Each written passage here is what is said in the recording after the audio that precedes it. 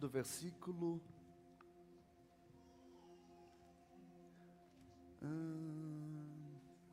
a partir do versículo de número 23. 23.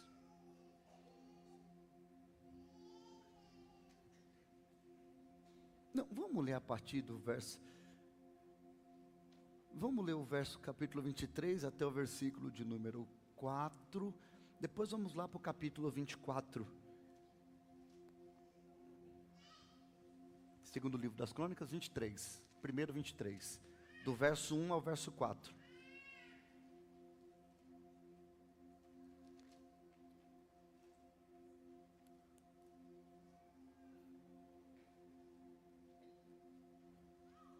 Nós vamos ler até o 4, depois nós vamos ler o 16 do 23, vai dar uma contextualizada legal, é bom que eu não preciso ficar lendo tanto textos assim. Depois nós vamos ler o 16, tá? 4, do 4 a gente pula para o 16, aí já é o capítulo 24.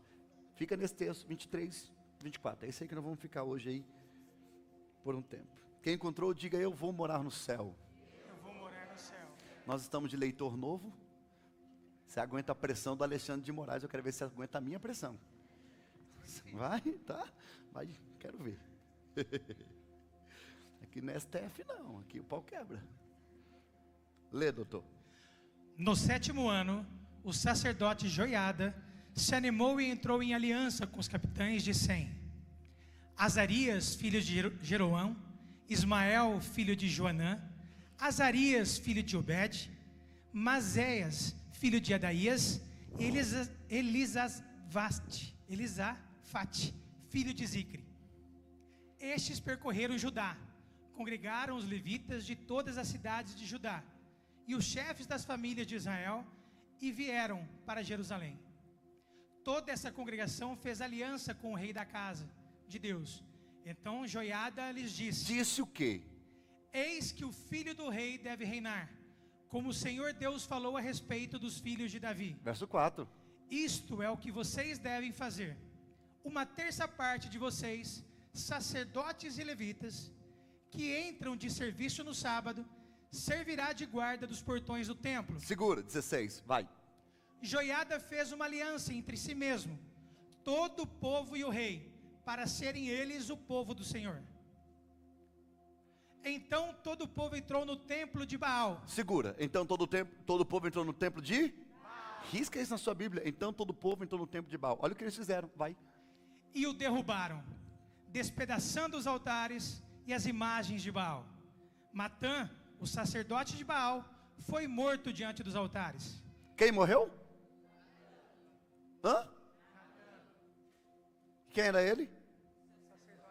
Sacerdote de quem? Baal. Dá para acreditar que em Israel estava tendo culto para Baal, tinha sacerdote de Baal dentro de Israel. Não dá para acreditar nisso. Pastor, dentro da igreja? Dentro da igreja existia uma igreja. Eu vou tentar de novo. Dentro da igreja existia uma igreja. Dentro do lugar que era para adorar a Deus, estavam adorando Baal. Será que existe isso dentro das igrejas hoje? Será que nós perdemos a centralidade da igreja ao ponto de viemos aqui adorar a um Deus e estamos adorando outra coisa? Será que nós perdemos a centralidade do culto sem perceber? Quem são os nossos Baals? Esse negócio aqui vai dar problema hoje. Vai. Joiada entregou a superintendência da casa do Senhor nas mãos dos sacerdotes levitas, que Davi tinha organizado em grupo para cuidarem da casa do Senhor, para oferecerem os holocaustos do Senhor, como está escrito na lei de Moisés, com alegria e com canto, segundo a instituição de Davi. Colocou o porteiro junto aos portões da casa do Senhor, para que nela não entrasse ninguém que de alguma forma fosse impuro.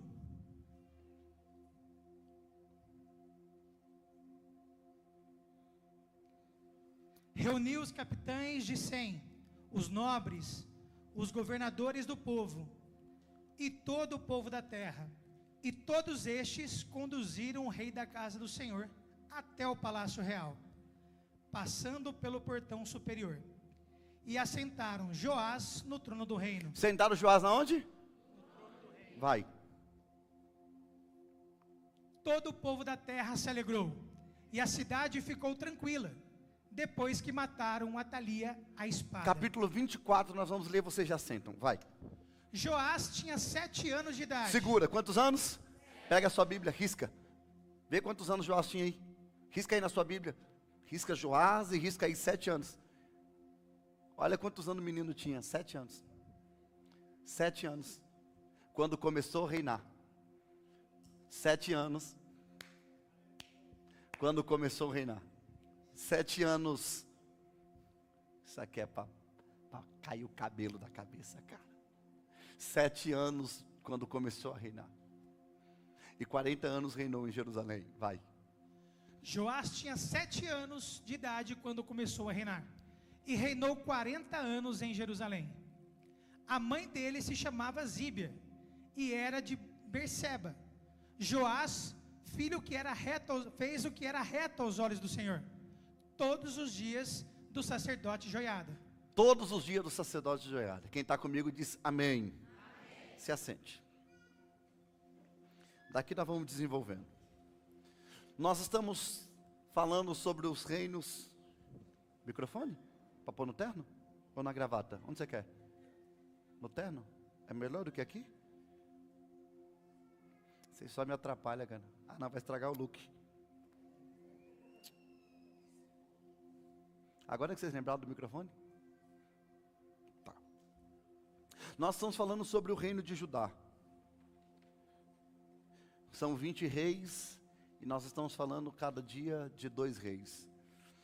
Na semana passada eu introduzi um pouco dessa parte desse rei por nome de Joás. Hoje nós vamos falar sobre 2 reis, o nome do primeiro rei é Joás. O nome do segundo rei é Amazias. Joás e Amazias. E o tema da mensagem que eu quero pregar hoje para vocês é quando o coração não acompanha o começo. Está aí na tela? Quando o coração não acompanha o começo. E eu concluo com a frase embaixo: não basta começar bem, é preciso terminar fiel. Eu queria que você olhasse para quem está perto de você e dissesse assim para ela: não basta. Você tem melhor, você tem comunhão, não tem? Eu não gosto desse negócio, pastor, então não faz. Isso aqui é para quem é irmão. Irmão não tem problema com isso. Olha para o teu irmão e diga assim: ó, não basta começar bem, é preciso terminar fiel. Eu conheço muita gente que começou muito bem. Se nós fôssemos resultado do nosso começo, tudo seria diferente. Porque todo começo existe uma empolgação natural. Você não precisa se esforçar muito para começar algo. Porque todo começo é empolgante. Todo começo é maravilhoso. Todo começo é doce. No começo todo mundo é bom, no começo todo mundo é legal. O primeiro dia é sempre maravilhoso, é sempre muito bom. Começo do namoro, começo do casamento, começo do trabalho, começo de uma amizade. Assim também como o começo da fé. Quando você está conhecendo Jesus, aquilo que nós cristãos um pouco mais velho, daríamos o nome de primeiro amor. Quem nunca viveu essa fase? Quem nunca sente saudade dessa fase do primeiro amor? Você não precisa colocar o relógio para despertar, para orar, porque você acorda para despertar o relógio. A empolgação do começo. Mas você precisa lembrar que você não é lembrado pelo jeito que você começa, mas pelo jeito que você termina. Você lembra a virada do ano, começo do ano, acho que dia 1 de janeiro, é o dia que o céu mais recebe promessa. Dia 1 de janeiro, virada de ano, é promessa. Esse ano eu vou ser, é o meu ano. Todo mundo quer um ano para ele, né? Esse ano é meu. Não, meu nada é meu. Esse ano vou arrebentar. Esse ano vou para cima. Esse ano nós já estamos chegando no meio do ano e você continua com as mesmas desculpas do ano passado. Porque é isso. O tempo e a ausência de resultados rápido, que é o que nós procuramos, faz com que nós começamos a desanimar, desistir, não querer mais. Então, o texto que nós acabamos de ler, narrativa bíblica, nos conta sobre um rei por nome, o primeiro rei por nome de Joás. Vocês bem sabem, apenas lembrando, para quem não estava aqui, Acasias era o pai de Joás. E a Bíblia diz que Atalia, ela vai tentar acabar com toda a descendência após a morte de Acasias, porque é que ele ia ser rainha de Judá. E a Bíblia diz que ela foi. Ela vinha da família de Jezabel. Aí a Bíblia diz que Joiada, é bom você lembrar esse nome, era o sumo sacerdote, e a Bíblia diz que Joiada guardou essa criança. Eu até ilustrei com o presbítero Éder e com a diaconisa Emília. Eu ilustrei que essa criança foi guardada no templo, preservada no templo. Por 7 anos ela ficou escondida. E esses 7 anos escondida foi preservação para a vida dela. Porque se ela aparecesse, a rainha mandaria matá-la. Porque a rainha não queria concorrente ao trono. Mas Deus a escondeu por 7 anos. Eu estava preparando a mensagem para conversar com vocês. E eu estava pensando sobre o tempo do esconderijo. Sabe? Hoje nós vivemos em um tempo de projeção. Há uma frase muito conhecida e típica, quem não é visto não é lembrado. Essa aqui é boa. Quem não é visto não é lembrado. Então, é um tempo que você tem que postar, que você tem que aparecer, que você tem que ser visto. Eu não estou pregando contra o marketing. Eu acho que você que trabalha, tem esse negócio, é bom. Eu acho que no corporativo isso serve muito. Mas espiritualmente, trazer isso para o âmbito espiritual é muito complicado. Porque no tempo de projeção, a Bíblia trata de um tempo de esconderijo. Sabe, tem um tempo que a gente quer muito e Deus diz, não é tempo. Tem hora que nós queremos aparecer, mas Deus nos esconde, porque Ele sabe que nós não temos estrutura para suportar a projeção. Nós não estamos prontos para suportar o ataque, porque a projeção traz ataque. A projeção, repita comigo, a projeção, fraco, diga, a projeção traz retaliação. E nós não queremos as retaliações, mas vem junto os ataques, haters, pessoas que querem te matar, que não gostam de você, nunca falaram contigo, mas através de um conteúdo, elas passam a te odiar. Porque elas acreditam que não se conecta contigo. E por fim, nós sabemos muito bem como isso funciona. Mas nesse tempo aqui não tinha internet. Mas Deus é um Deus que está escondendo. E eu pensando sobre esse texto, eu lembrei de Moisés. A Bíblia diz que a mãe de Moisés era da tribo de Levi. Isso está em Êxodo capítulo de número 2. A Bíblia diz que ela ficou grávida, mas havia um decreto. Havia um... Fala comigo, havia o quê? Um decreto. O decreto do faraó era que todo menino que nascesse, todo menino, homem do sexo masculino, deveria ser morto. E agora tem uma mulher no cenário que ela chama Joquebede. Gente, eu não preciso ter o contexto histórico para desenhar para vocês a ideia de que na cabeça dessa mulher, que ela sabendo que ela está grávida, e se ela estiver gerando um menino, quando nascer esse menino vai morrer, dentro da expectativa do cenário que ela está vivendo, o que ela queria? Certamente ela queria uma menina. Se você fizesse um questionamento a Joquebede dizendo, você quer o quê? Ela fala, eu quero uma menina. Porque menina para mim é a certeza que ela vai viver. E o menino vai morrer. Mas dentro do plano de Joquebede era uma menina, mas dentro do plano de Deus, era um menino. Pastor, por quê? Porque uma menina não poderia libertar Israel. Só quem poderia libertar Israel era Moisés. Deus tinha um plano com Moisés. Deus tinha um propósito com Moisés. Deus tinha um plano com aquele cenário que estava acontecendo. Alguém está comigo? Aí a Bíblia diz que a criança nasce, para surpresa dela, menino. Ela disse, não vai viver. Aí ela teve que esconder. E a Bíblia diz que por 3 meses ela escondeu. Mas esse menino crescia escondido. Olhe para cá. Porque tem momento que Deus nos esconde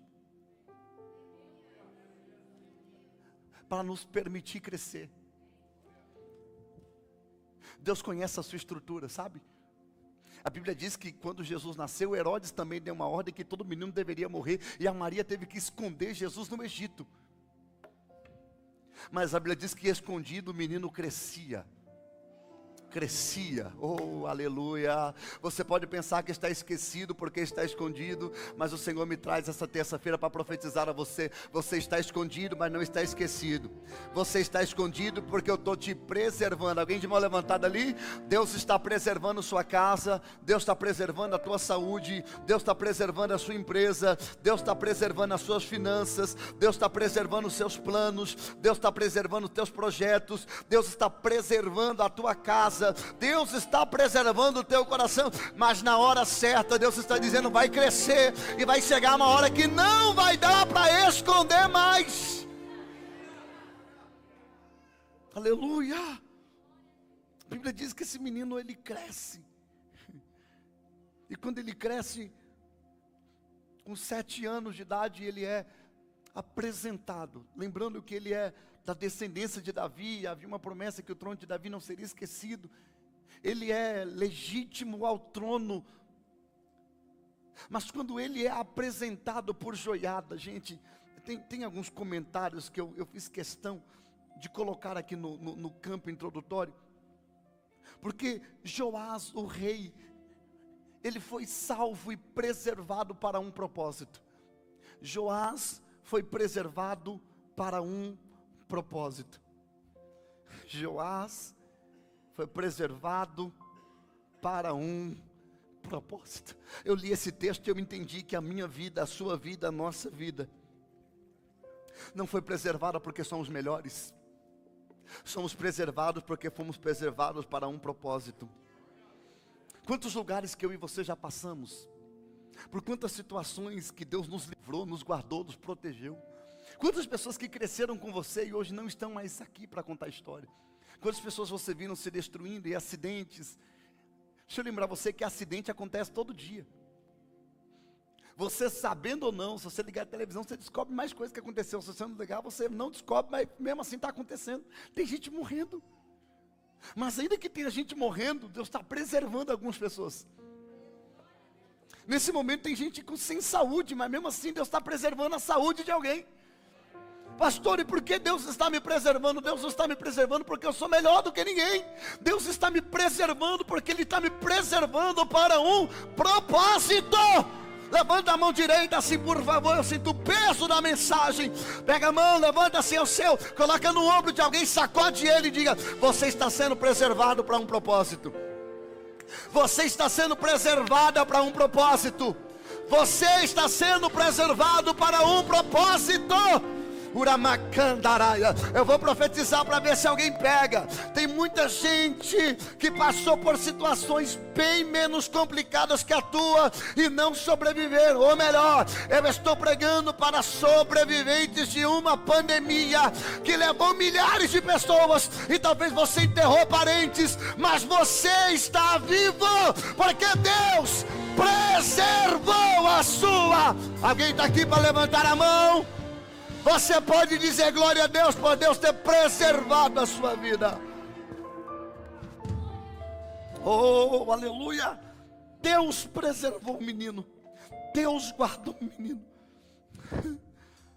Durante 6 anos Joás fica escondido no templo. Gente, quando Deus quer esconder a gente, Deus esconde no templo. Deixa eu te contar uma coisa. Aqui dentro você não está escondido. Aqui dentro você não está esquecido, você está em conserva. Eu vou falar de novo, não é possível. Aqui dentro você não está esquecido, você está em conserva. Eu vou falar de novo. Tem gente que está aqui e Deus está dizendo para você: você está no meu azeite. Eu estou curtindo você. Alguém aqui entende o que eu estou pregando? Deus está dizendo: eu vou profetizar, eu posso? No mundo o diabo já teria colocado as mãos em você. No mundo o diabo já teria ceifado a tua vida. No mundo o diabo já teria acabado com a tua história. No mundo o diabo já tinha ceifado você. Mas enquanto você está no altar, Deus está preservando. Segura. Porque às vezes, Tiago, eu preciso entender que o maior milagre de Deus é a preservação. Não, para de graça. Não, vou falar de novo.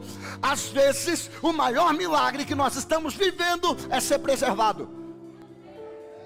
Porque às vezes nós estamos aqui irritados com Deus, porque Deus não fez o que nós queríamos, não bati a meta que eu queria, não alcancei o resultado que eu queria, mas Deus preservou você. Isso já é milagre. Não, já é milagre. Tem gente mais rica que você aqui em Votuporanga? Tem bastante. Não, mais que eu, tem muita. Vixe, é só olhar para o lado que você vê dois. Então eu não sou preservado pelo que eu tenho.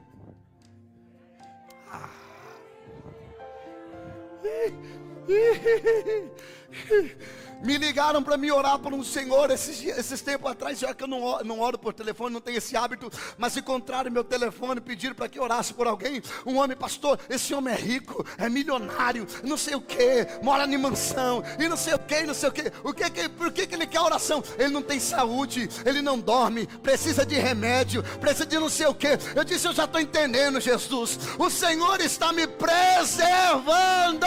Só quem é preservado por Deus, levanta a mão e dá um grito de glória a Deus, só para estremecer esse lugar.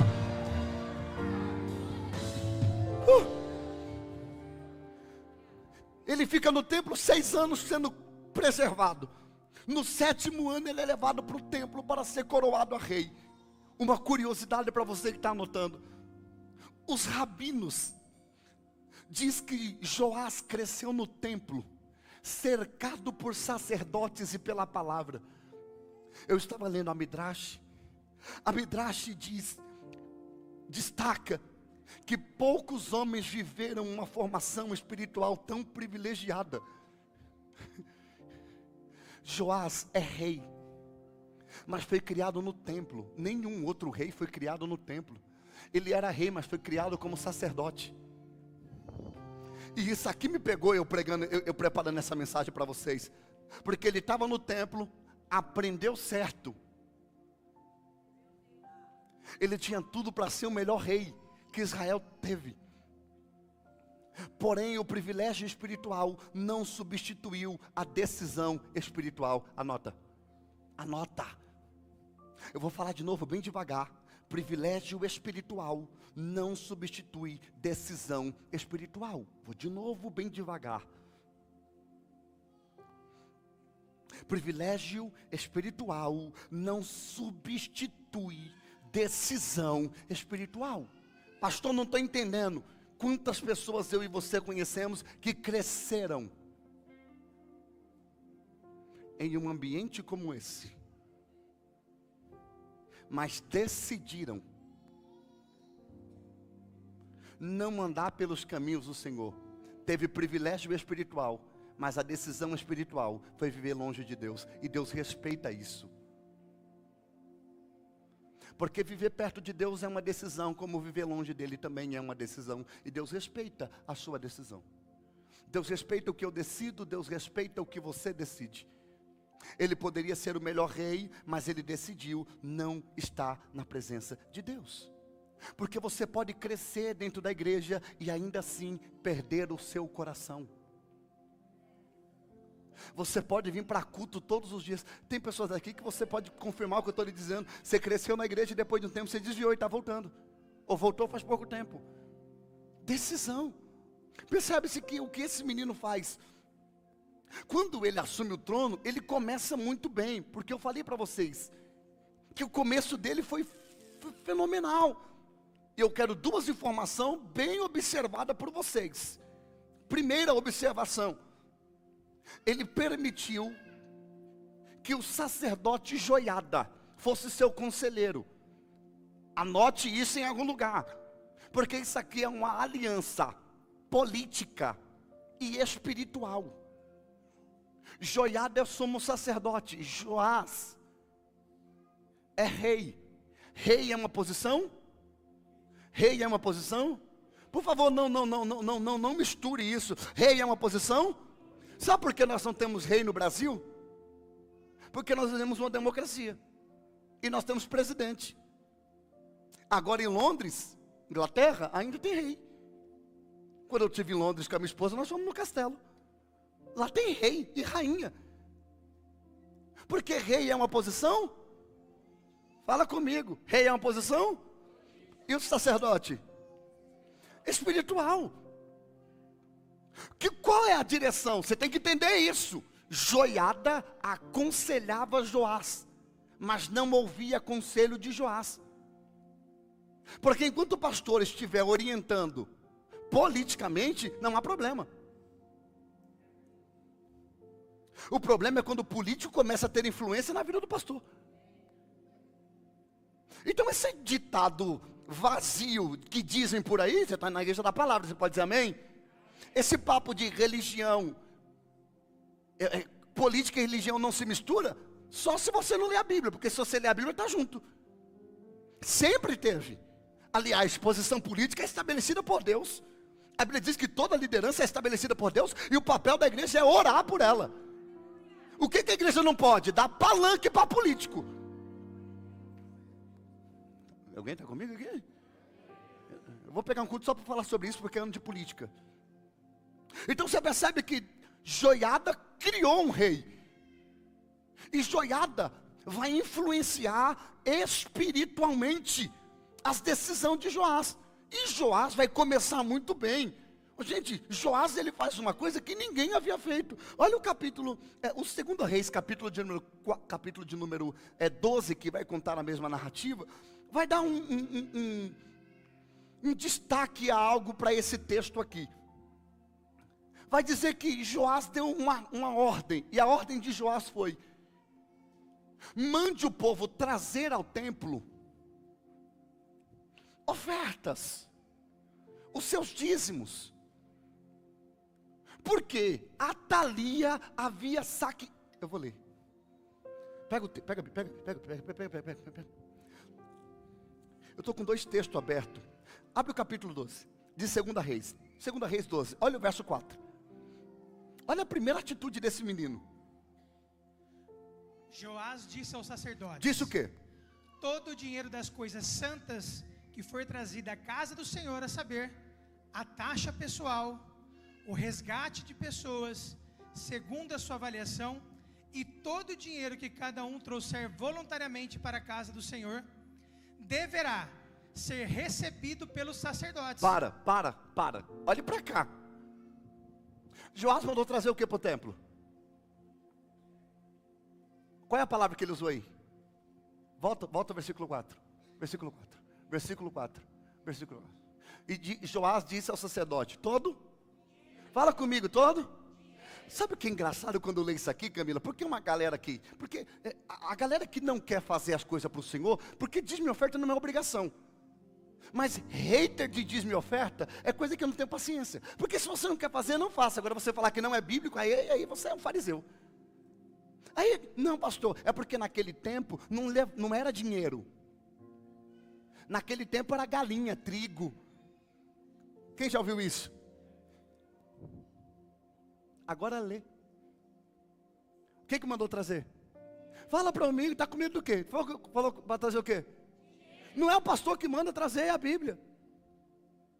Deus não falou, traz o café.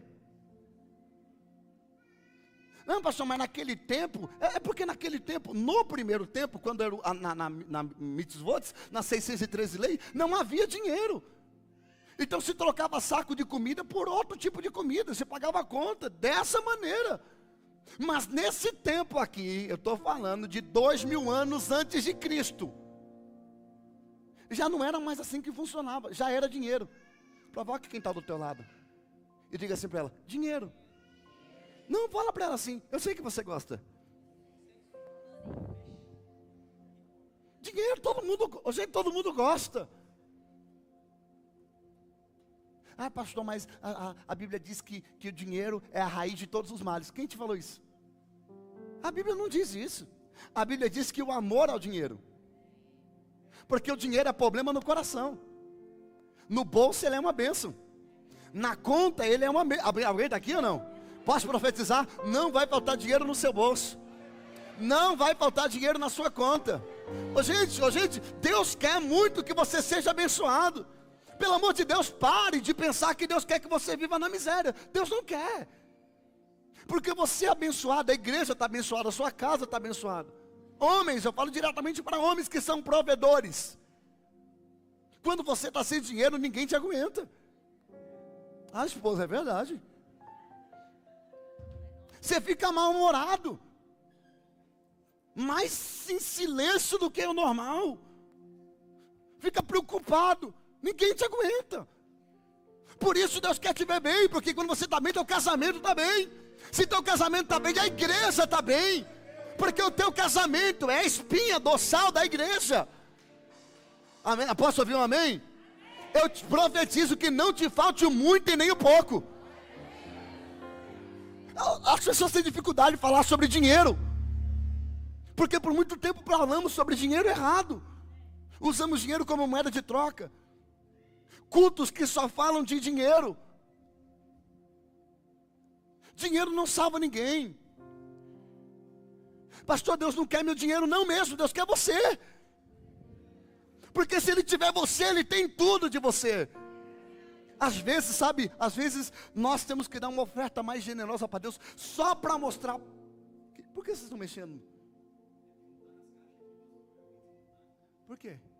Voltou? Ah, me assustei. Vocês também? Do nada, cara. Ah? O William não percebeu isso? Não. O William é um problema mesmo. Mas Jesus vai converter ele. Às vezes eu falo, eu preciso dar uma oferta mais generosa para Deus, só para mostrar para Deus que o dinheiro não tem poder sobre mim. Repita comigo assim: o dinheiro é o meu servo. Enquanto o dinheiro for teu servo, nunca te faltará dinheiro. O problema é quando o dinheiro se torna teu senhor. Quando você passa a viver pelo dinheiro. Quando o dinheiro começa a maestrar a sua vida. Aí é problema. Pastor, por que tem gente que não dizima? Porque não tem. É o dinheiro que tem ele.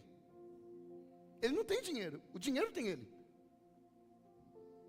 Então, percebe-se que a primeira coisa que esse homem vai fazer é: mande o povo voltar a devolver a Deus aquilo que pertence a Deus. Traga.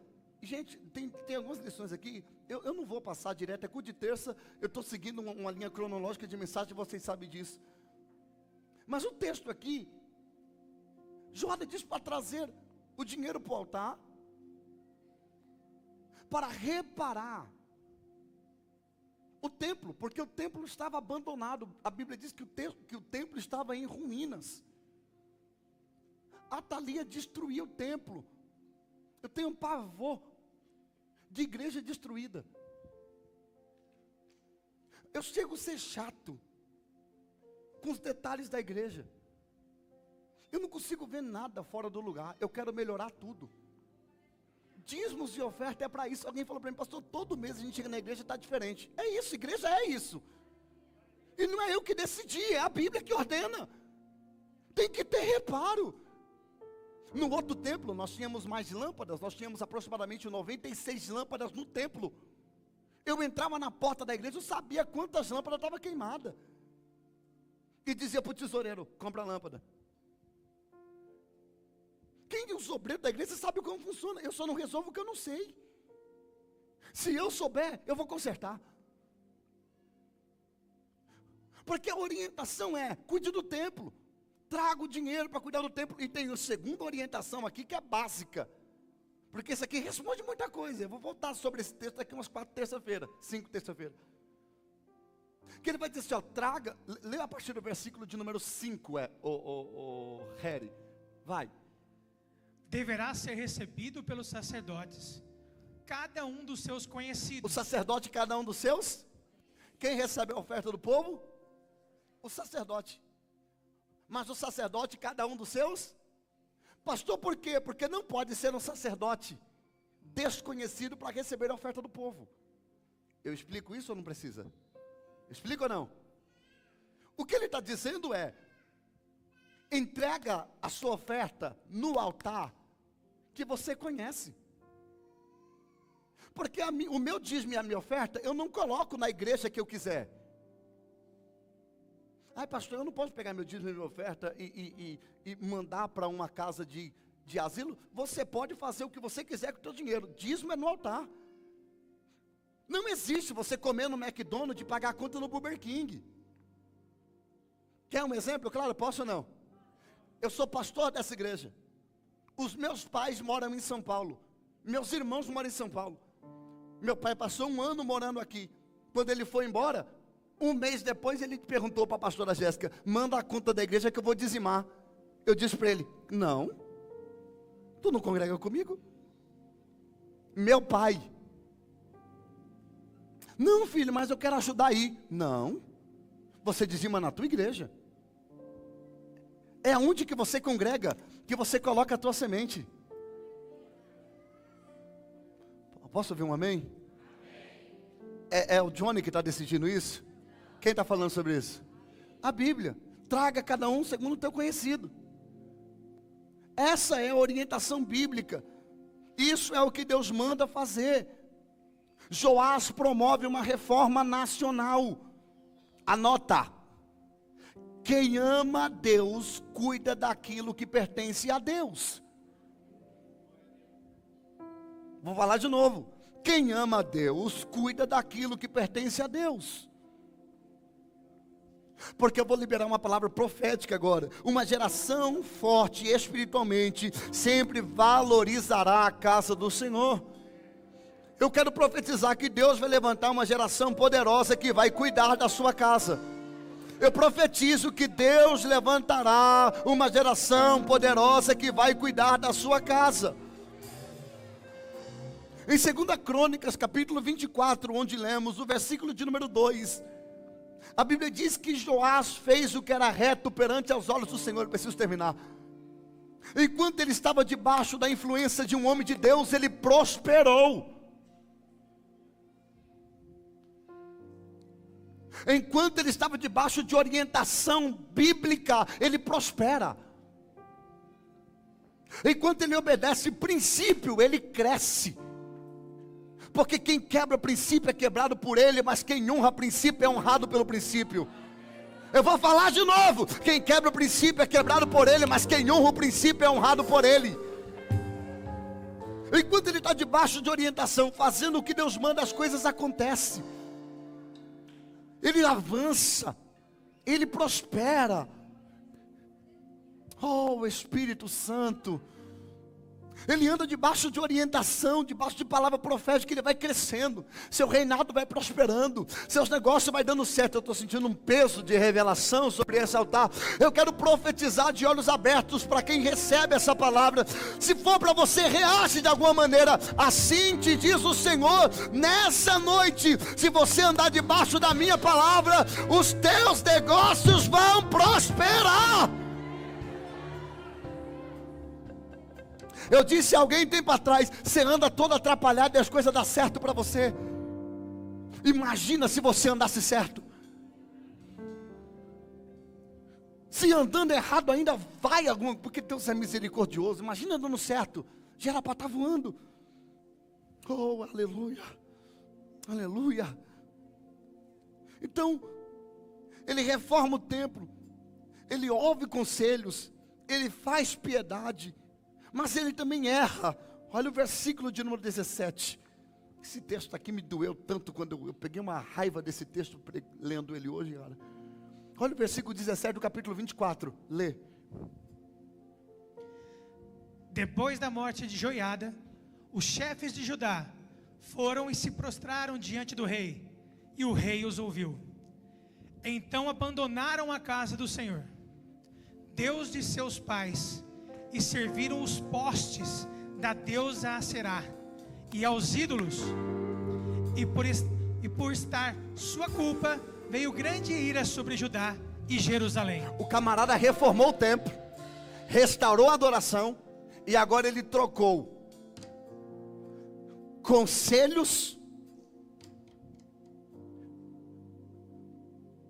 por aplausos.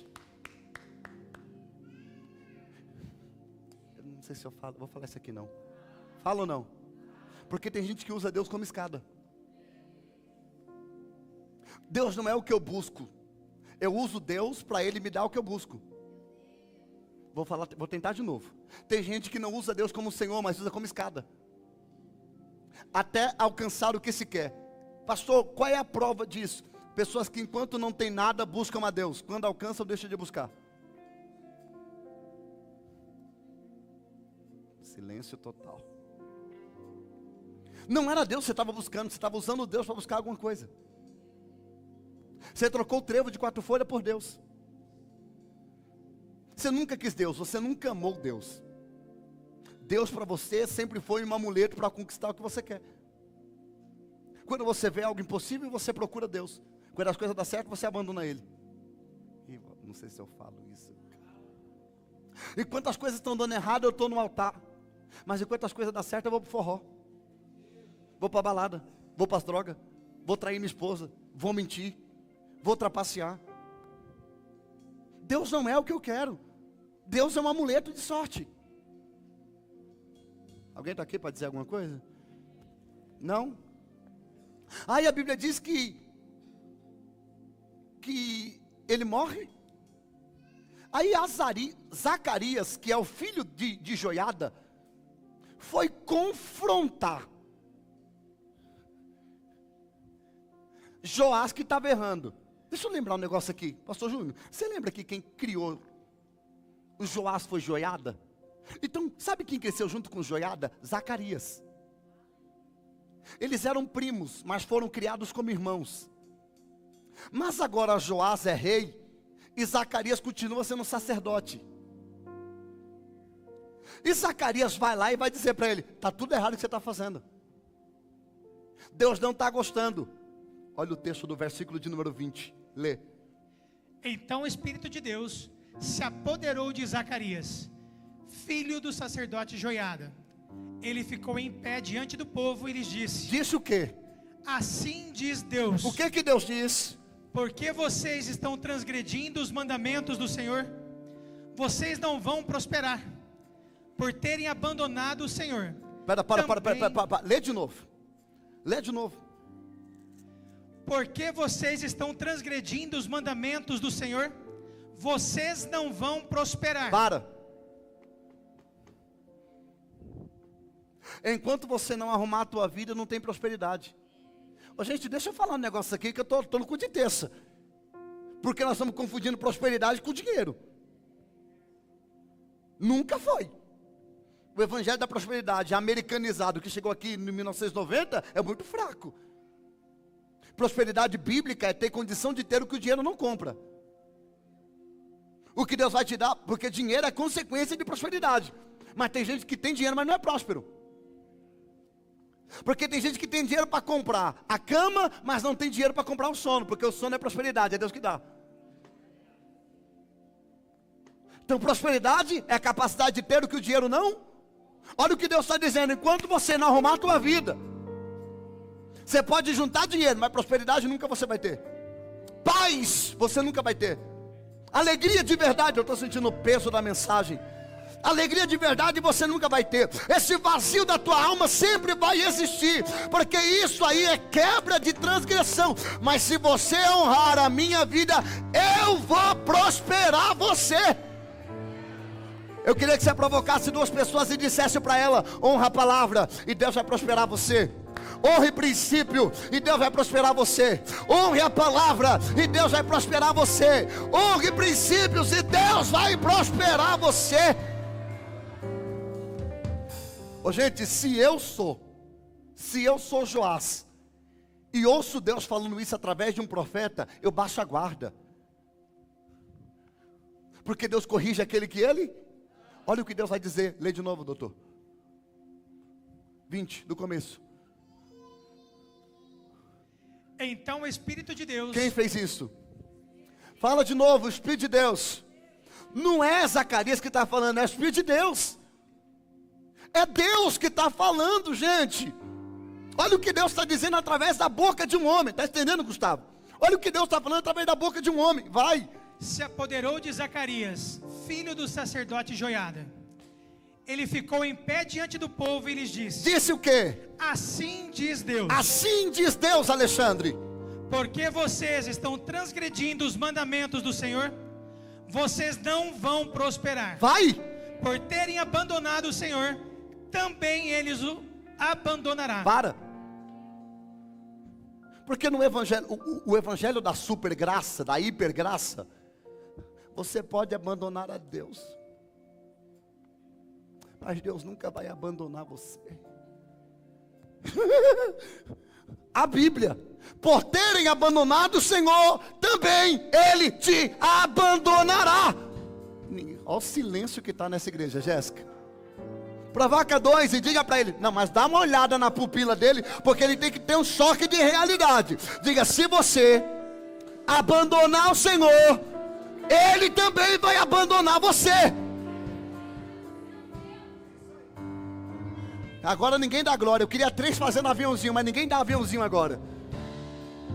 Porque se eu estivesse pregando que você abandonou a Deus, e Deus está igual um cachorrinho que caiu de mudança atrás de você, você estaria chorando e pulando. Mas a mensagem aqui é bíblica, e a Bíblia está aberta, e Deus está dizendo, se você está comigo, eu estou contigo. Mas se você me abandonar, eu também te abandono.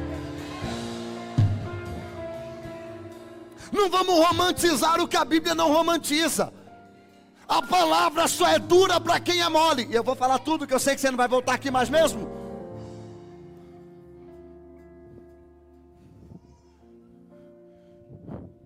Porque sabe o que, gente, eu sou criado na igreja, cara. Antigamente mensagem como essa aqui trazia confronto e mudança. Nós mudávamos de vida quando ouvíamos uma mensagem como essa. Hoje em dia nós ouvimos uma mensagem de confrontos e mudamos de igreja. Não, lá é muito duro. É só não adulterar, cara. É só não mentir. É só não trair. É só ser correto com as tuas contas. É só não dar mau testemunho, que a palavra não dói. É só andar certinho, bonitinho. Pelo menos tentar, ou pelo menos fingir que está tentando. Provoca alguém e diga assim, se tu abandonar Deus, Deus vai abandonar você. Se eu fosse Joás, eu já caía de joelho. Se eu fosse Joás, eu já pedia perdão para Deus na hora. Mas olha o que o infeliz do Joás fez. Vai. Conspiraram contra ele e o apedrejaram. Para. Joás mandou apedrejar o seu meio-irmão. Porque falou para ele a verdade. Porque as pessoas preferem a suave mentira do que a dura verdade. Vou falar de novo. Doutora Paula, as pessoas preferem a suave mentira do que a doce verdade. Mas esse conselho já tinha sido dado por Paulo ao jovem Timóteo. Timóteo, prega a palavra. Porque virá tempo em que o povo não querá mais ouvir a verdade. Eles tornarão líderes para si mesmo. Eles formarão discípulos para eles mesmos, líderes dele mesmo, que vão falar aquilo que lhe afega o ego, e a verdade vai dar comichão, coceira nos ouvidos. Chegou esse tempo, eu estou pregando para essa geração. Conspiraram contra ele, apedrejaram por ordem do rei. Sabe na onde? Fica de pé. No pátio da casa do Senhor. Não deixou nem sair da igreja, foi no culto mesmo. O culto que era um culto que começou como profecia, terminou como culto de apedrejamento. Por causa da? Fala por quê? Por causa do quê? Por causa do quê? Da verdade.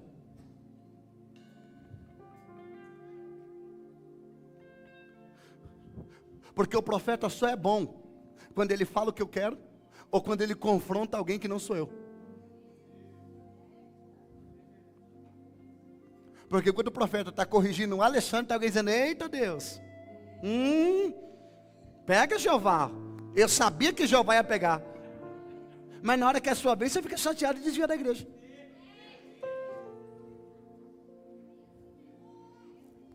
Jesus está me dando 3 nomes aqui agora, espera aí.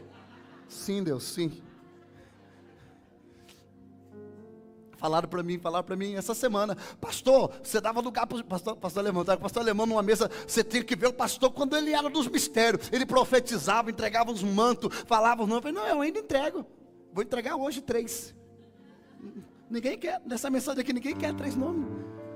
Agora se fosse chave, já tinha gente chorando, tem 3 chaves descendo aqui. Na verdade tem 3 chaves de fenda. Eu vi aqui agora, desceu. Vai apertar. Mataram o profeta na onde? Porque não existe lugar onde se mata mais profeta do que a igreja. Eu vou falar sobre 3 coisas que matam o profeta qualquer dia aqui. Mas hoje não dá não. Olha o 22. Vou terminar. Eu não vou nem falar sobre Acasias, vou falar semana que vem. Já não dá tempo. A minha hora acabou. Vai, 22. Assim o rei Joás não se lembrou de como Joiada, pai de Zacarias, tinha sido bondoso com ele. E esqueceu. Porque na hora do confronto se esquece do que já foi feito de bom. Eu vou falar de novo. Na hora de cuidar, de amamentar, de cuidar, de sustentar, de dar casa, prestava. Na hora do confronto, muda de igreja, muda de casa, muda de cidade, mata profeta. Não presta mais, é o texto que está dizendo. Se esqueceu, não se lembra mais do que foi feito. Ô gente, matou o filho de quem cuidou desse cara. Se esqueceu de como tinha sido bondoso com ele. Acabou matando o filho dele. Vai! Meu Deus do céu. Ao morrer, Zacarias disse: Doutor, coloca força na voz e lê o que Zacarias disse. Pastora Jéssica, olha o que Zacarias disse deitado no chão. O Senhor verá isto e o retribuirá. Segura. Pega esse dedo aqui. Não, me ajuda, vai. Levanta a mão, dedo de profeta. Joga no nariz de alguém e diga: o Senhor verá isso e te retribuirá. Não, diga de novo: o Senhor verá isso e te retribuirá. Diga para o outro: o Senhor verá isso e te retribuirá. Pergunta: isso te assusta ou te alegra? Isso te traz preocupação ou alegria? Não sei se eu leio um texto aqui. Leio ou não leio? Eu vou ler para não dar confusão para mim, Gustavo. Gálatas, põe Paulinho. Gálatas capítulo 6, verso 7. Põe força na voz, doutor. E lê. Não se enganem, de Deus não se zomba, pois aquilo que a pessoa semear, isso também colherá. Vai de novo. Não se enganem, de Deus não se zomba, pois aquilo que a pessoa semear, isso também colherá. Isso é para trazer desespero à alma de alguém, mas alegria no coração de outros. Assim diz o Senhor: aquilo que você plantar, Deus te fará colher. Se eu tivesse aí, eu tinha pulado da cadeira. Se eu tivesse aí, eu teria pulado da cadeira. Porque quem sabe o que planta não teme o que colhe. Eu vou de novo. Quem sabe o que planta não teme o que colhe. Eu vou de novo. Quem sabe o que planta não teme ao que colhe. Provoca 2 pessoas e diga para elas: você vai colher. Ah, você vai dizer para elas: você vai.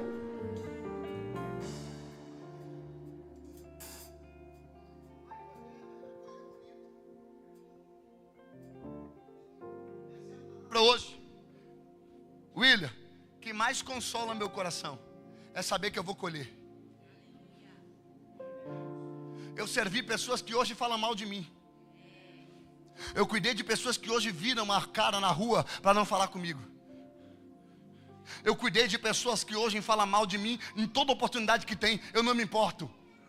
Cada um colhe aquilo que plantar. A palavra que eu quero que você saia desse culto é essa: o Senhor verá isso e te retribuirá. Olhe para cá. Paulo diz: não se canse de fazer o bem. Tudo que você fizer, faça para Deus. Porque os homens nunca vão ser capazes de valorizar o que você faz. Ninguém nunca vai pagar o que você faz. Nunca. Nunca.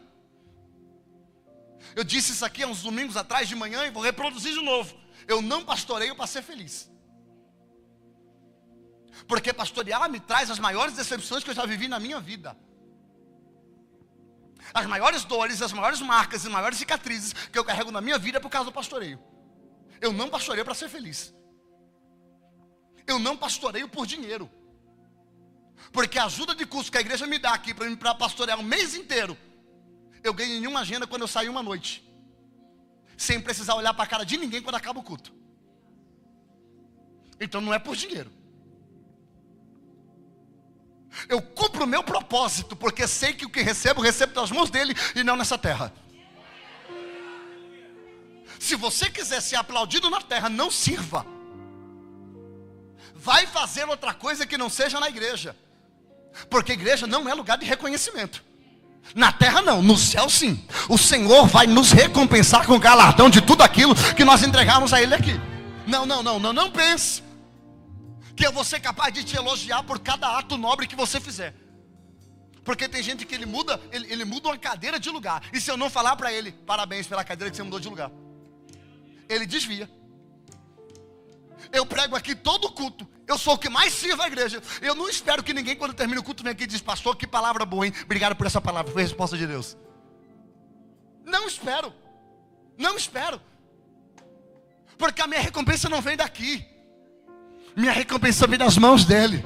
Eu vou liberar para ver se você pega. O Senhor verá isso e te retribuirá. Eu vou de novo. O Senhor verá isso e te retribuirá. Essa palavra aqui é um tapa na cara de alguém, mas uma coroa de esperança para outros. Não é, pastor Amaury? Imagina o profeta caído dizendo: vou falar não.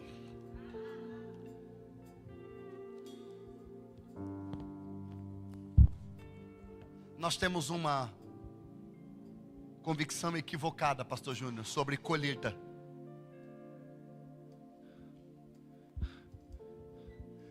Porque na cabeça de alguns, eu traí, a minha esposa vai ter que me trair também para que eu colha o que eu plantei. Deus não vai corromper o caráter de alguém porque o meu caráter é corrompido. Não é isso que a Bíblia está dizendo. O que você vai colher é o mesmo sentimento que você provocou em alguém. E Deus sabe onde toca para provocar isso aí em nós. Mas que você vai colher, você vai. Ninguém passa ileso da lei da semeadura. Você pode estar achando que está por cima da carne seca, mas quando a conta chegar, vai ter que ser paga. O problema, Alexandre, é que nós estamos pecando no cartão de crédito, mas a fatura chega. E o problema é quando nós gastamos mais do que recebemos. Juros de cartão não é brincadeira. E os juros do pecado é pior ainda. Aquilo que um homem pecar, aquilo que um homem plantar, certamente, ele colherá. Você que é homem, seja homem. Você que é mulher, seja mulher. O não dá para homem ser menino e para mulher ser menina. Toma responsabilidade. O problema é que tem pessoas que tiveram uma adolescência mal vivida e quer recompensar no casamento. Haverá consequência. Tudo que você fizer, haverá consequência. Deus está chamando alguém para o arrependimento hoje nesse culto. Deus está dizendo: não é da mão dos homens que você vai colher a consequência dos teus atos, é da mão de Deus. Davi certa vez disse que é melhor cair na mão de Deus do que cair na mão dos homens, porque na mão dos homens não há misericórdia, e a mão de Deus está chamando alguém hoje para que possa socorrer, ajudar, alcançar.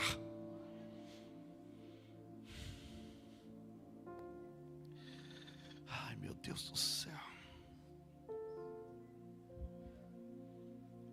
Tenho vontade de falar um negócio aqui, mas vai ser.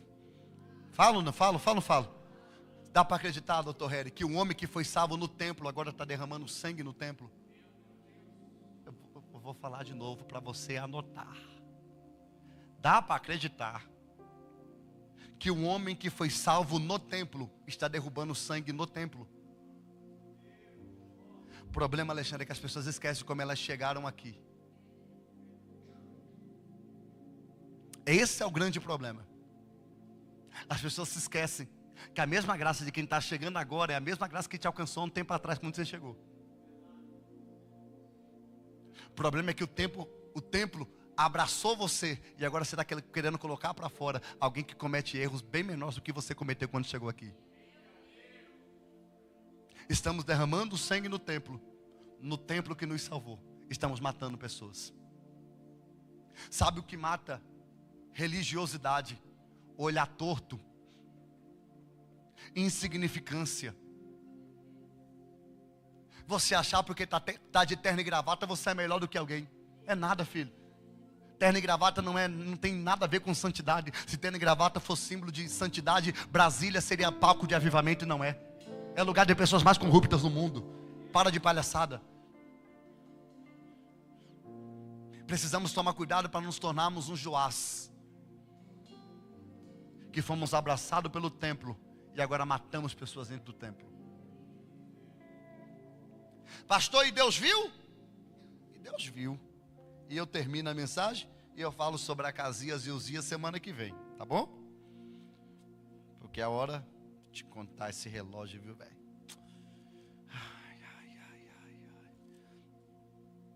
Olha o versículo de número 20, 21, 22, 23, 24. Pode ler até o 27. Olha o que Deus fez. E eu terminei. Bíblia fechada. Assim, o rei Joás não se lembrou de como Joiada, pai de Zacarias, tinha sido bondoso com ele, e acabou matando o filho dele. Ao morrer, Zacarias disse: o Senhor verá isto e o retribuirá. Para. Anota. Isso aqui é para você anotar. É possível estar perto das coisas de Deus sem estar perto do Deus das coisas. Vou de novo, vou devagar, estou sem pressa. No templo, ele está matando no templo, perto das coisas de Deus. É possível estar perto das coisas de Deus sem estar perto do Deus das coisas. Vai. Antes de se findar o ano. Espera aí. Antes de se findar? Para.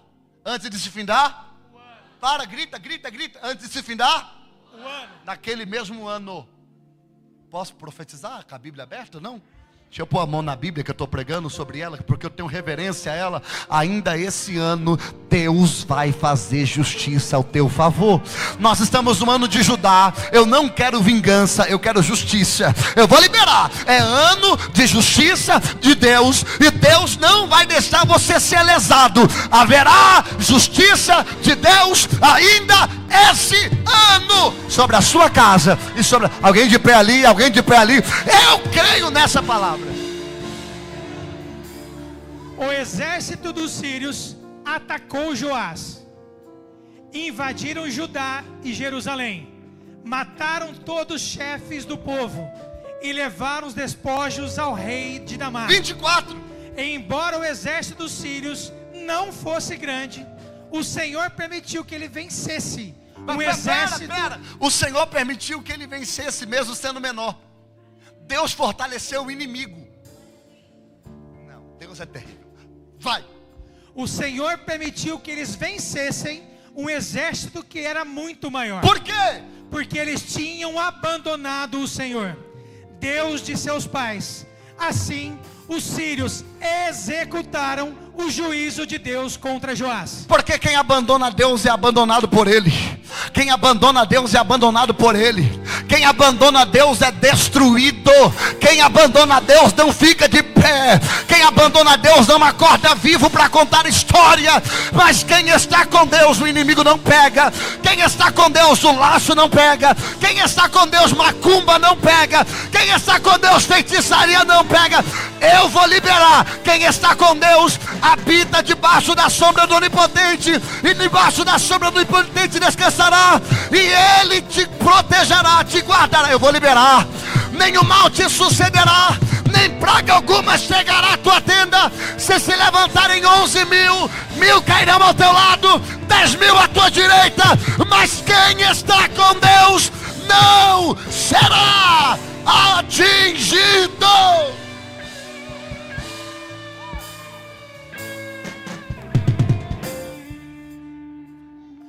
Quando os sírios foram embora, deixando Joás gravemente ferido, os servos de Joás conspiraram contra ele. Para, os próprios servos. que fizeram ele adorar a outros deuses e abandonar a Deus. Eu vou falar de novo. Os mesmos servos que fizeram eles abandonar a Deus e adorar a Zera, é o mesmo que agora está conspirando contra ele. Toma cuidado para não tirar do teu lado quem te fala duras verdades, para deixar do teu lado quem te consola com mentiras, porque essa mesma pessoa amanhã vai conspirar contra você.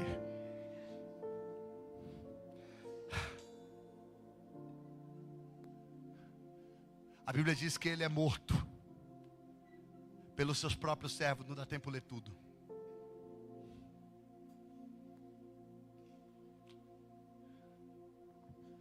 Por causa do sangue do filho do sacerdote Joiada, e o mataram em sua cama. Por que ele foi morto? Porque havia matado o sacerdote.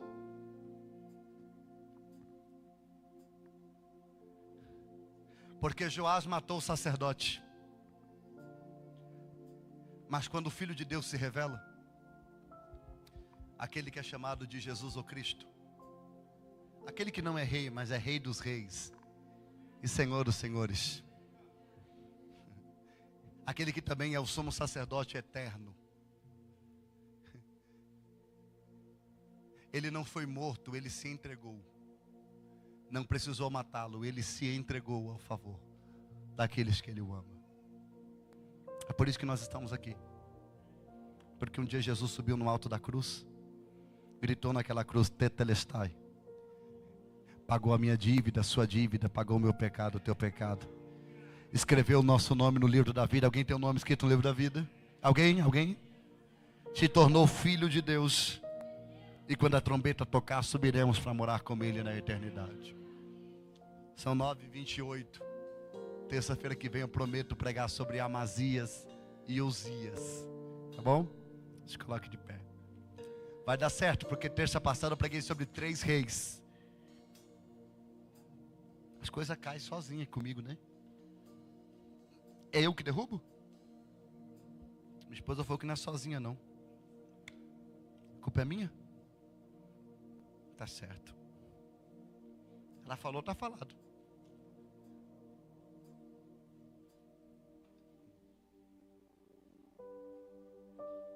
Fecha os teus olhos, deixa eu orar por você. Porque Joás começou tão bem, terminou tão mal. Mas o Senhor te trouxe aqui para te dizer: você começou tão bem, não deixa que o teu final seja triste, caótico, como o final de Joás. Joás não teve oportunidade porque Joás rejeitou a oportunidade que Deus tinha dado a ele de corrigir. Mas hoje Deus me toma o coração nesse altar para te dizer: não permita passar a oportunidade que eu estou te dando. Oportunidade de corrigir, oportunidade de recalcular, de caminhar certo. Assim te diz o Senhor: eu tenho tanta coisa para fazer na tua vida, tantas promessas eu te fiz através dos meus profetas, e eu não me esqueci de nenhuma promessa. É a tua posição que está retardando aquilo que eu quero fazer em você, aquilo que eu quero fazer através de você.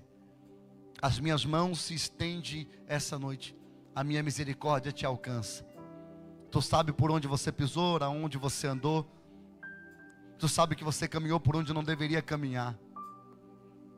Tu tenta justificar algumas coisas em teu coração, mas o meu espírito que ainda te convence do pecado, mostra para você que você está caminhando pelos caminhos errados. Hoje o Senhor está dando oportunidade para alguém recalcular a rota. Assim diz o Senhor: se tu quiser sair comigo desse culto, eu vou sair com você. Mas se você me abandonar, eu também vou te abandonar. Se você quiser, nós vamos juntos para casa hoje. Mas se você quiser ir sozinho, você pode ir. Mas não se esqueça, Satanás, o vosso adversário, está ao vosso derredor, bradando como um leão, procurando a quem possa tragar. O diabo está louco para colocar as mãos em você. E o diabo ainda não colocou as mãos em você, porque eu estou te protegendo. Eu te protegi até esse culto para te dar mais uma chance. Eu te protegi até este culto para te dar mais uma oportunidade. Eu te protegi, mas esse culto para falar para você, essa é a chance que eu estou te dando. O diabo queria ter virado aquele carro. O diabo queria ter virado aquela moto. O diabo queria ter atropelado você. O diabo queria ter colocado uma doença em você. Mas a minha mão te sustentou, te segurou. E eu não permiti por causa da minha misericórdia. Mas hoje a minha ordem é clara sobre esse altar, através da minha palavra: se você me abandonar, eu te abandonarei. Mas se você gritar por socorro, eu vou pegar nas tuas mãos, eu vou te dar força e vou te ajudar a vencer o que você está vivendo. Oh, aleluia! Pastor, mas como eu posso fazer isso? Se rende ao altar, se rende a Jesus, faça uma aliança a Ele. Pastor, mas eu estou tão fraco. É para esses que Jesus veio. Ele não veio para os fortes, Ele veio para os fracos. Pastor, mas eu estou doente. Ele veio para os doentes. O problema é que nós queremos ficar bom para depois vir para Jesus, quando na verdade eu tenho que vir sujo para que Ele possa me limpar. Não faz sentido eu primeiro me curar para depois ir no médico. Eu vou no médico para que eu seja curado. Faz umas terças que eu não faço isso, mas hoje passei 2 minutos do horário, mas o Espírito Santo de Deus abre um leque de salvação e oportunidade aqui. Se essa palavra fala com você, se você sente o toque do Espírito, delebre assuri candaraia.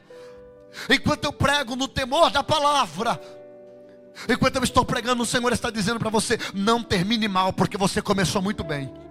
Não termine mal, você começou muito bem. E hoje eu estou vendo uma mão sendo estendida no fundo do poço, e Deus dizendo para alguém: pega na minha mão, que eu vou te subir novamente, eu vou te trazer para cima novamente, eu vou te tirar desse buraco que você entrou. Se existe alguém nessa situação, sem perca de tempo, eu não vou nem pedir para você levantar a mão, eu vou pedir para você sair do teu lugar e colocar a mão no altar, porque o altar é lugar de socorro. Se o que Deus está falando testifica no teu espírito, sai do teu lugar e corre para o altar. Corre para o altar, coloca as mãos no altar, porque a misericórdia te é bionsitéria.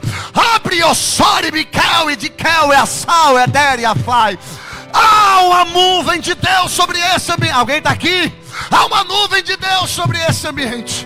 Há uma glória de Deus sobre esse lugar.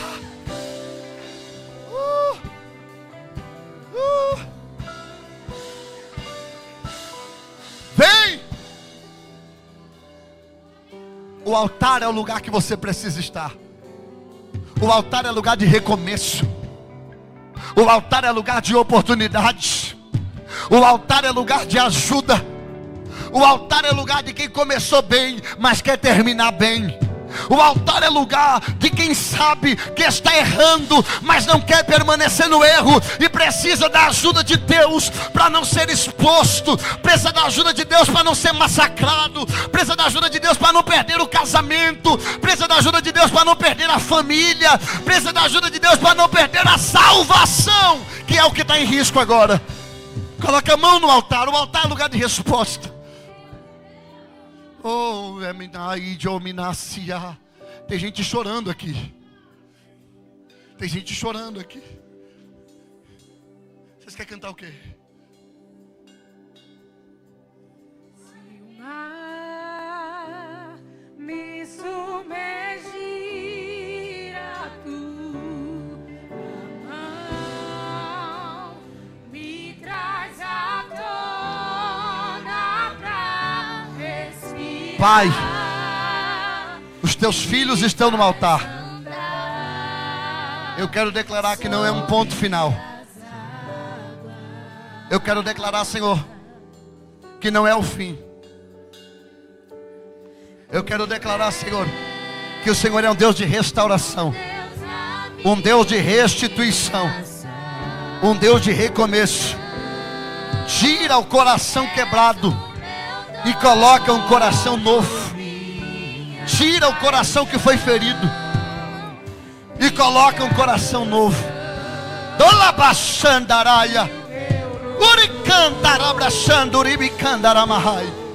Espírito Santo de Deus, sopra o vento do teu Espírito.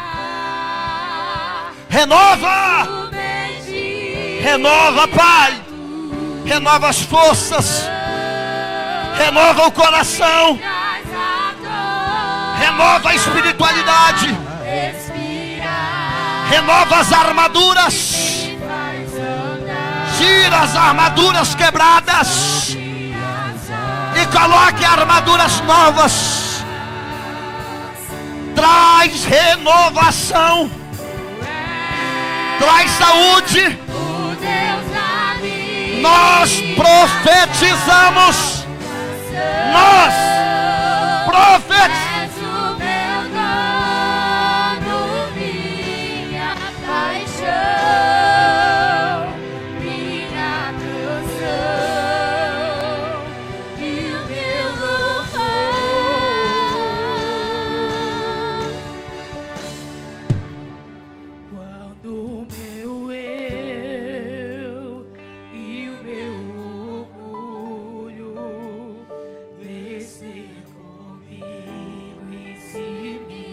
Só quem tem o coração de Joás. Ainda dá tempo, corre para o altar. Não termina assim não, porque se você terminar assim, então o final vai ser triste. Se você terminar assim, o teu final vai ser triste. Não termina a tua história de costa para o céu. É noite de gritar por socorro. É noite de agarrar a ponta da corda. Joás, não mata o sacerdote, mate o teu orgulho. Joás, não mate a palavra, mate o teu orgulho. Joás, não tampa os teus ouvidos, abra o teu coração, Joás. Zacarias,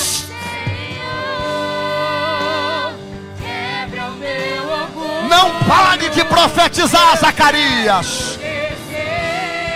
Fale o que precisa ser falado. Pregue o que precisa ser pregado. Diga o que precisa ser dito. Zacarias, fica tranquilo.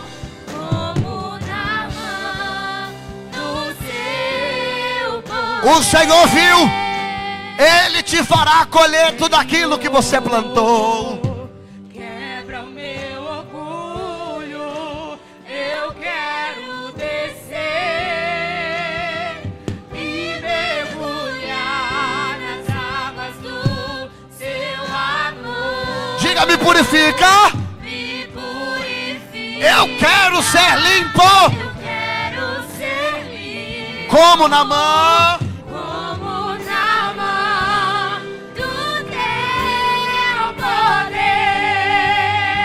Senhor, Senhor, quebra o meu orgulho, eu quero descer e mergulhar nas águas do seu amor. fecha os teus olhos e diga, me purifica. Me purifica. Coloca a mão no teu coração e diga.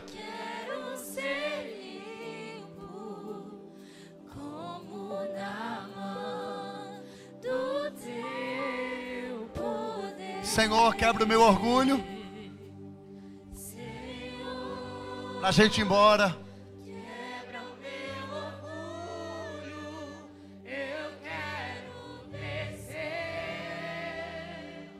e mergulhar nas águas do teu amor. Me purifica. Me purifica. Eu quero ser limpo. Quero ser limpo.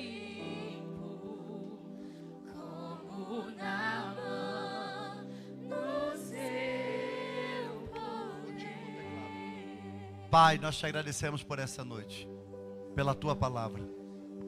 Alguns dos teus filhos estão no altar, Senhor, quebrando o próprio orgulho. Outros, Senhor, ficaram na nave da igreja, mas alcançados também por essa palavra. Senhor, Nós sabemos que o orgulho é a galinha que choca todos os pecados. Todos os ovos do pecado é chocado pela galinha do orgulho. Senhor, tira de nós o orgulho que nos afasta do Senhor.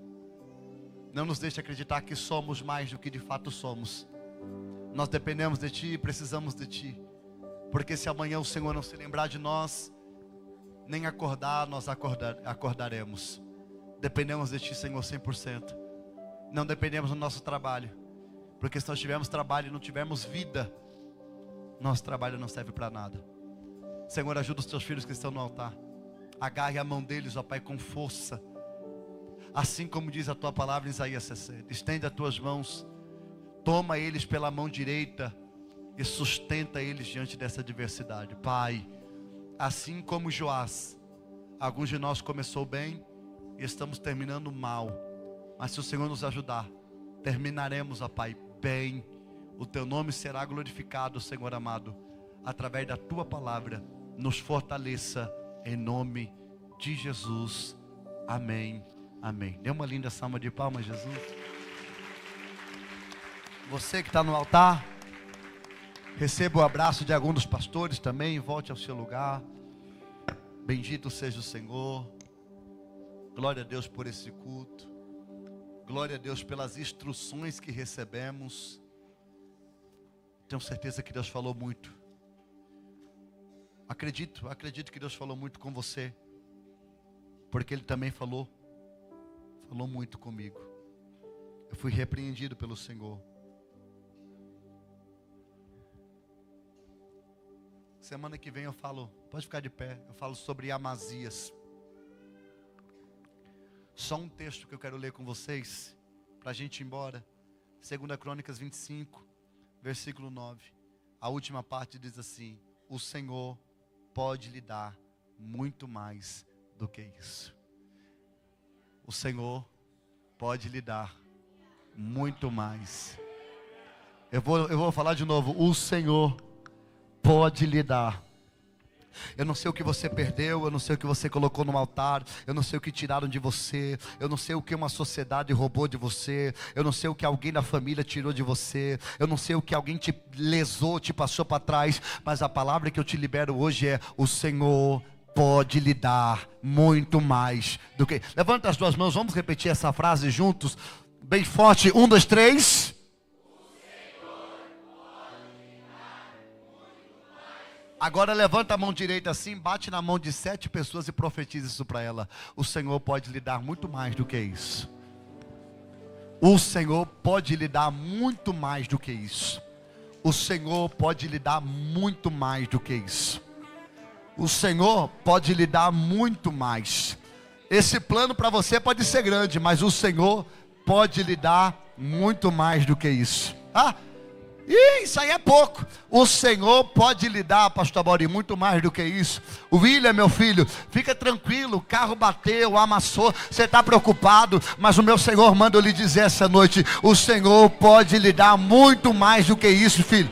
Tranquiliza o teu coração, o Senhor pode. O Senhor pode. Mas essa palavra aqui é para terça-feira que vem. É só para você vir terça-feira que vem. Estenda a mão.